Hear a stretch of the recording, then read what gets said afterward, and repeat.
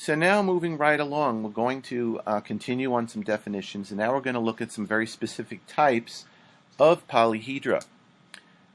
We already saw an example on the other page of prisms, but let's continue to talk about a prism, and let's define it a little bit more exactly. So a prism is a polyhedra with two generally congruent bases, which consist of some kind of polygon, where all of the sides are parallelograms.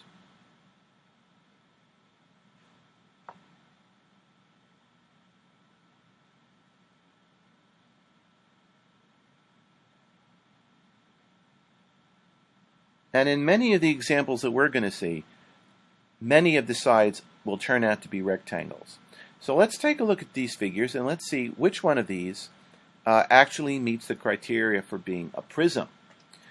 Let's look at A. Do we have two congruent base polygons here? Yeah, we've got two triangular bases, and are all the sides appear to be parallelograms? In this case, actually they appear to be possibly rectangles. That's true. So A is an example of a triangular prism. So it's a prism, and the type of prism is derived from the shape of the base. Okay, so in this case, the base is triangular, so we have a triangular prism.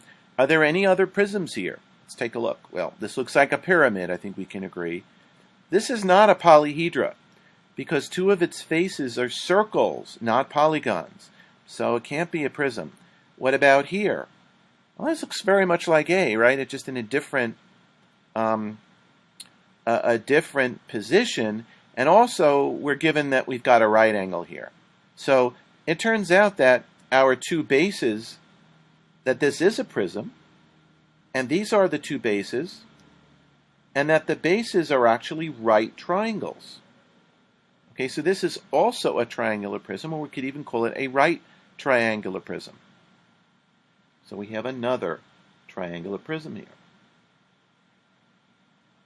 What about E? This figure, is this a prism? Well, do we have two congruent polygon bases? It looks like we do. We've got a hexagon up here, 1, 2, 3, 4, 5, 6, and we've got what appears to be a congruent hexagon, 1, 2, 3, 4, 5, 6 on the bottom. And how about all of its sides, or what we might call its lateral faces? Are they all polygons? They do look like polygons. In fact, they look, all of them, like rectangles. So this would be a prism, and it would get its name from the hexagon. We call it a hexagonal prism. And what about this last figure here, F? Is this a polyhedra? No. Well, can't be if the circle is one of its faces, because a circle is not a polygon. So we see that we've got three prisms here. But what's a cylinder? V10, a cylinder. Well, first let me show you what it looks like. It's C. This is a cylinder. And it's a very, very common shape in the real world. There are lots of cylinders all around us. If you eat Pringles potato chips like I do, okay, they come in a cylindrical box. Those are round potato chips that are stacked from bottom to top, and they've got a circular cover, and the base of that potato chip box, if you will, is also circular. So what defines a cylinder is that its bases are circles. Okay, so its bases are circles. It's not a polyhedra. And every cross-section through the cylinder, if you were to cut through a cylinder, you would just get another circle. You would cut and you would get a circle. So if you took a box of Pringles, don't do this please, but if you took a box of Pringles and you cut it, you took a saw and you sort of sawed off the top half, and you did it in such a way that you were cutting perpendicular to the side, you'd have another circle.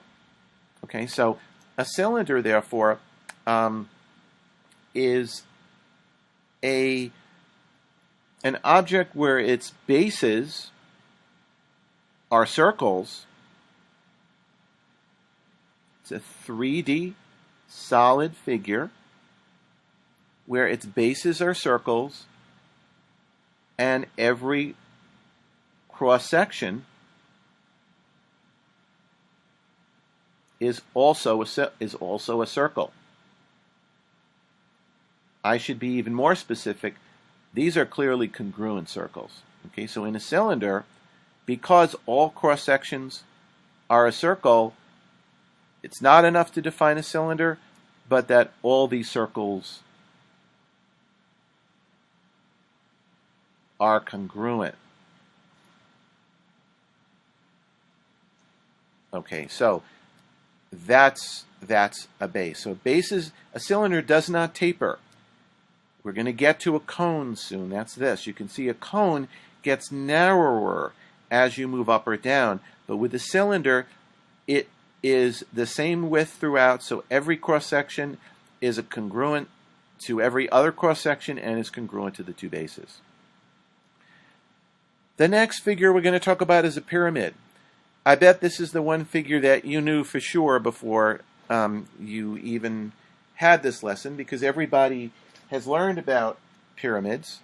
The ancient Egyptians built pyramids to bury their mummies. Certainly there have been a lot of movies made of things like that, themes like that. So B is a pyramid, but we could define a pyramid because of some of its characteristics. We can come up with a specific definition. First of all, it is a polyhedra. So a pyramid is a polyhedron because every one of its sides is a polygon. And more specifically, it has a polygon base and all of its lateral sides are triangles. Okay, and this is a good example of a pyramid. You can see that the base in this case is maybe it's a square or rectangle.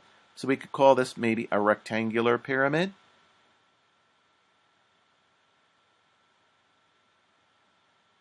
Again, it gets its specific name from the shape of the base, and that's because every one of its sides is a triangle.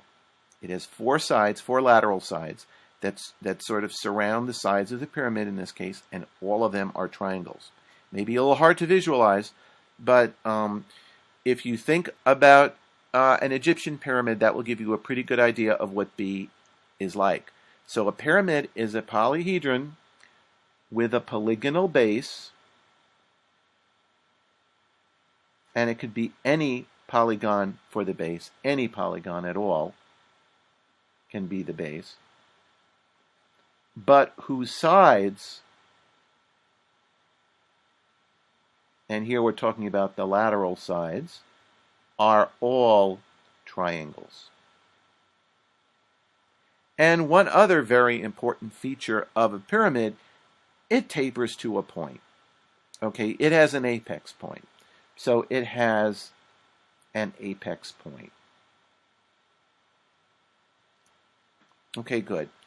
Now a cone is the next figure we're going to try to define, and it's very much like in some ways a pyramid, except it's not a polyhedra because we said it has a circle. But if you look at it, it also has a base and then tapers to a point, but its base is a circle.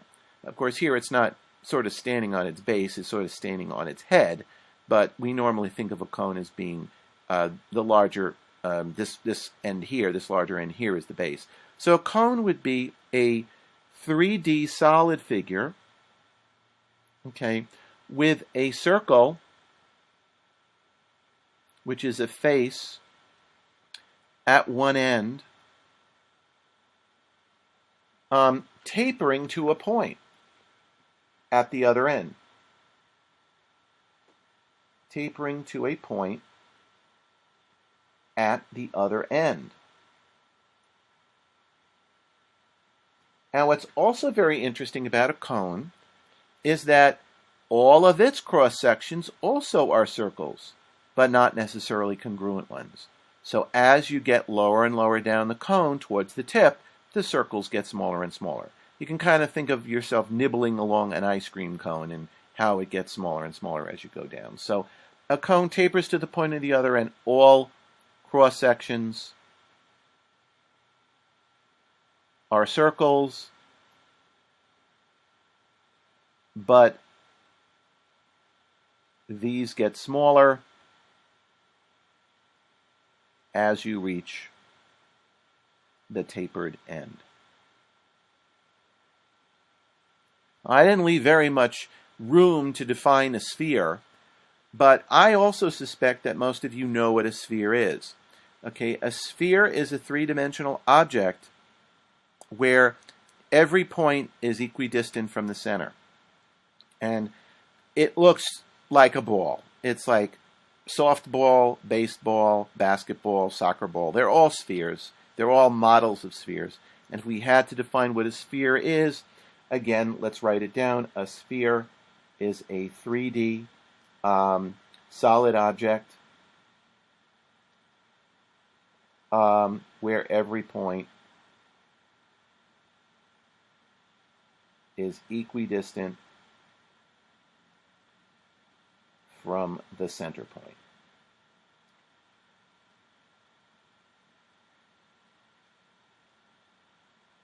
Okay, good.